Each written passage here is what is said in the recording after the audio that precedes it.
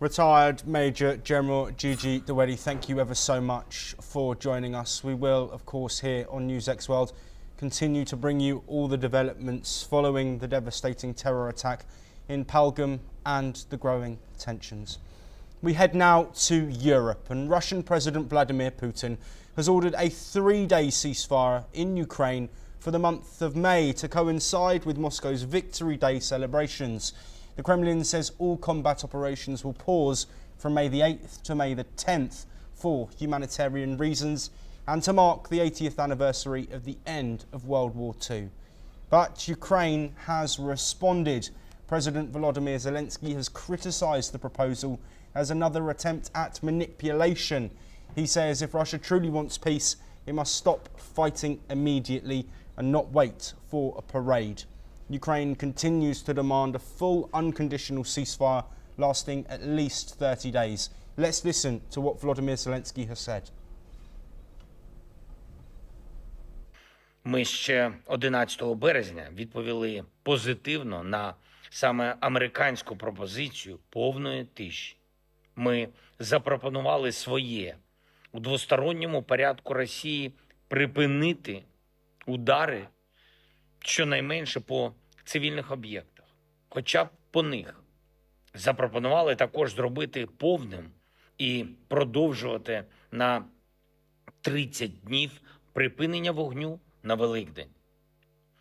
Росія постійно все це відкидає і маніпулює світом, намагається обманути Сполучені Штати.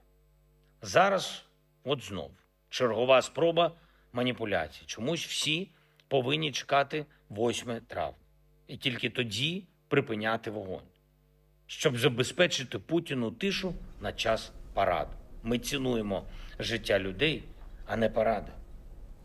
Well, the truce announcement comes as US Secretary of State Marco Rubio holds crucial talks with Foreign Minister of Russia Sergei Lavrov. Washington says this week could decide the future of its peace efforts. Meanwhile, Russia claims it has shot down 91 Ukrainian drones overnight. 40 of them were intercepted over the Kursk region near the border. Meanwhile, in Ukraine, a 12-year-old girl died in a reported Russian drone strike in the Dnipropetrovsk region. Her family was also reportedly injured. Officials say another child was pulled alive from the rubble. The drone attack comes despite Russia's claims of seeking a humanitarian pause. Well, joining us to discuss these developments is Ruslan Bortnik, Director of the Ukrainian Institute of Politics, joining us from Kyiv. Ruslan, thank you very much for being here. Zelensky's response to Putin's 3-day ceasefire proposal has been clear, looking for at least a 30-day ceasefire. Why has he chosen this path as opposed to accepting the 3-day ceasefire and then looking towards further peace? Thank you for the invitation, colleagues. Ukraine estimates these Russian proposals like a game, like a play, during which Russia is seeking for a safe environment during the victory march in May 9th. When a lot of international leaders, presidents will come to Russian capital to take part in these celebrities and so on. And for Ukrainian side, it's like a game. They are trying to avoid any responsibilities about some problems which could happen during this march, this celebrity march. And moreover, Ukraine insisting on unconditional and without the time ceasefire, because Ukraine is trying to decline all Russian previous ultimatums to achieve this ceasefire. I want to remind you that Russia demanded to lifting the sanctions from Russian agricultural sector, from Russian fleet, and so on and so on. There are a lot of demands which Russia stated like a condition for a ceasefire, for unconditional, for a long-term ceasefire. And Ukraine is insisting for this unconditional ceasefire, is trying to decline these Russian demands and trying to avoid the previous preliminary concessions from Ukraine and from the West before the direct negotiation talk. Yes, Ruslan, of course the US have spoken previously about potentially pulling out of these peace negotiations if progress isn't made. It seems that Russia is pushing forward with some progress, but Marco Rubio continuing to voice concern with both sides remaining strong on their non-negotiables. What do you think is really needed at this point in order for a ceasefire deal, a full ceasefire deal, to be agreed in the short term? Well, it's a very good question. I think the United States administration is hurry up because of this symbolic date, 100 days of Trump's administration, which will celebrate in the beginning of the May, in a few days.